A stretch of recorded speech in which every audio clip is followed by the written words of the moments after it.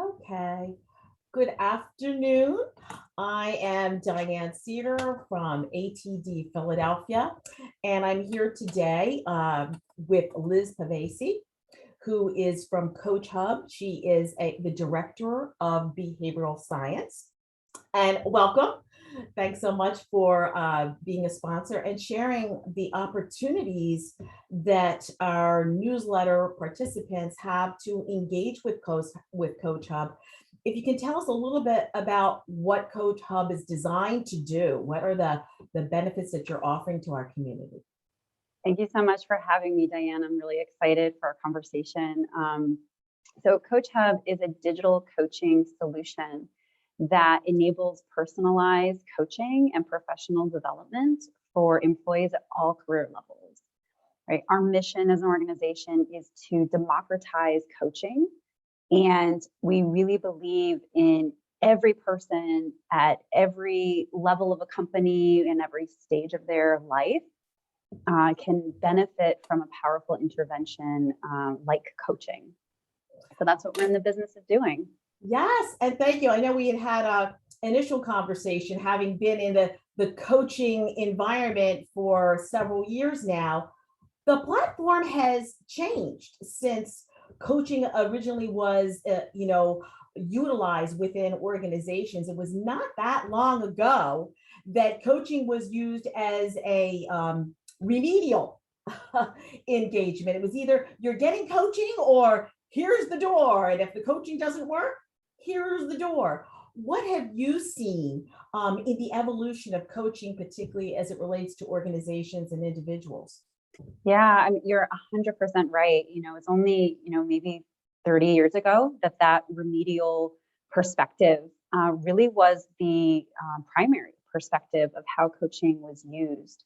And similarly, as that perspective started to switch into coaching from remediation to coaching for performance and development, we were only able to really offer it to certain populations, executives or high potentials. And with the advantages of technology, right, and being able to simplify a lot of the administrative processes that go along with building and administering a coaching program, like many other learning interventions, we're able to actually provide coaching to more people because of the digital and technological advances that have been made in a very short period of time in the last several years. Yeah. So if we speak to what it seems to me that folks out there may be interested, one is from an individual leadership, the expansion of my leadership presence. That is a number one topic we hear, is how do we expand our leadership presence? And our other audience are our HR leaders. And the number one thing I'm hearing from HR leaders across the spectrum, regardless of what organization you're in, what specialty that you're in, it's succession planning. Most organizational leaders, when they've been polled, have said, we don't feel that we're ready to have the rapid succession, preparing our leaders for that. So what's different now with this leadership succession planning, and how do you feed that so that we have both the organization and the individual able to be nimble enough to fill that trough and the skills necessary for the fast change that's going on? Sure. So we're talking about differential investment, right? And how do we invest in those leaders that show that potential, whether it's potential for the next executive level position or potential for an individual contributor moving into maybe a first-time manager position, right? And so succession and filling the gaps, potential gaps that are coming for a lot of organizations in having ready leaders has been a challenge, because there's only so much investment that we can put behind those interventions, and how many people we can put through those experiences to really develop enough of a cohort where we have ready leaders, but it's also developing them even if they're not ready now. So with coaching, particularly being able to be delivered through a technological solution like CoachHub, we're able to, at a more cost-effective and more scalable, in a more scalable way, target more leaders at more levels. So we can start to shrink some of that gap in how many leaders are ready, and be able to really focus on the individual needs of the people that are going through those developmental experiences, while also meeting some of those organizational priorities in terms of what qualities are really needed for those next leadership experiences. Right. And we know that it's an ever-changing platform. I mean, how many times do we have conversations about what's different post-COVID? But I imagine those soft skills, why they call it soft skills, when they're so hard for so many people, right? But that's changing now, right? And so leaders that want to be prepared for the leadership of today and tomorrow, there's different skills that are necessary post-COVID, correct? I would say so. I think COVID highlighted the skills that were needed. I think we were talking about them, but you know, COVID and many of the other, sort of changes and experiences that we've seen in the last few years are just highlighting that shift from, what Burson calls power skills, or what we've been calling soft skills, or the more human-centered skills that truly help us navigate lots of change, that help us navigate really turbulent times and take advantage of the opportunities that come with that, not just the challenges that come with that.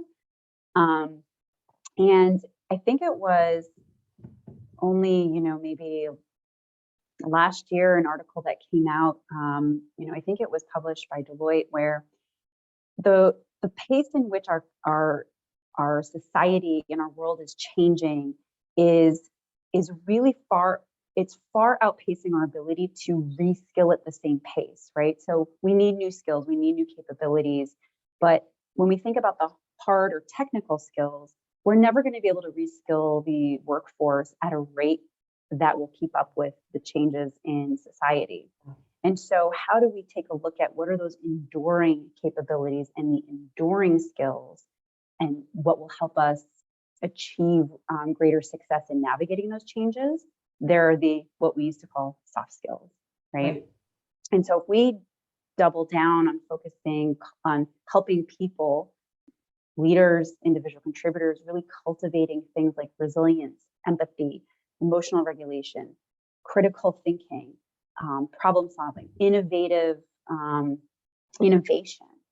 those are going to be the things that help us pivot from change to change and be more successful. And coaching is one of the most powerful interventions in helping to cultivate those capabilities. We've seen that Harvard study, Gallup studies. Yes. So if we were to provide a network for people to engage with you, what would a start to finish success look like? If somebody was going to be engaging, what would they go through? Assessments, they'd go through pre-qualification.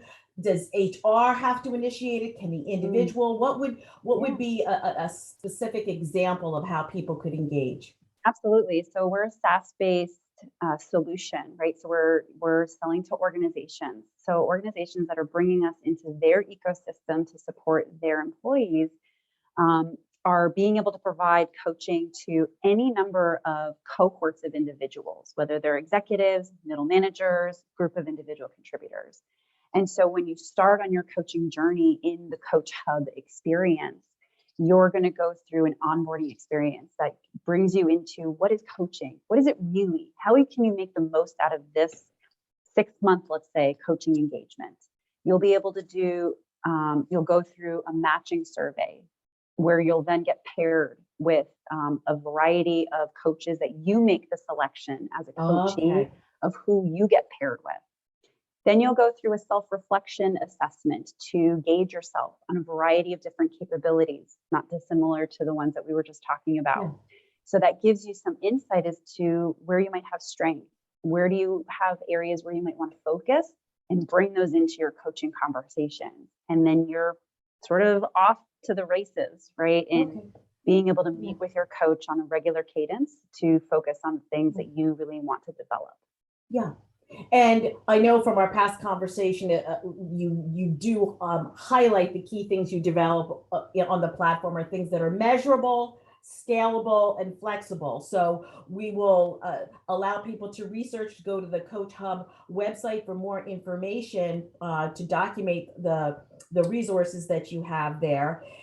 And for the HR person, just to qualify at their end, what they get at the end is a comprehensive a coaching program that they can use as a tool to help sustain their organization through leadership. It can be used, I think, as a lovely way for a benefit, for a benefit program, to say that's been a big gold ring. What would an HR person need to do at their end if they wanted to explore utilizing CoachHub? What would be something? Yeah, I mean, I would say certainly go to our website and request a demo, so that way you start to see what that experience can really look like and how you can bring that to life in your companies.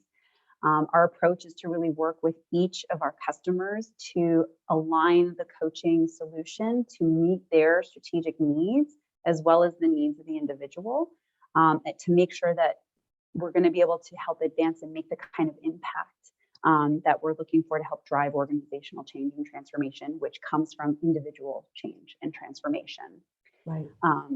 So yeah, just come and check us out. Okay, so it's your website, and you have some webinars coming up, I understand. We may miss them by the time people get this.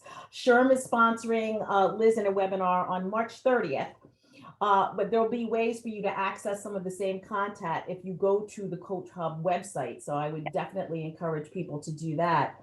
And as far as any other next step, you are going to be showing up at ATD again? Yes. Yes. So please check out our webinar schedule, like you said, Diane. And I'm really excited to join the annual ATD conference. We have a couple of sessions and talks about coaching that'll highlight also some of our customers. So you'll hear some success stories.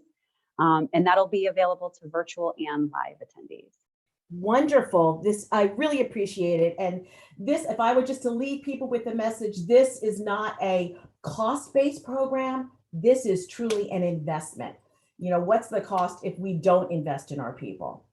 So I thank you so much, Liz, for investing the time with us today at ATD, and we look forward to future engagements. Yeah, thank you so much for having me.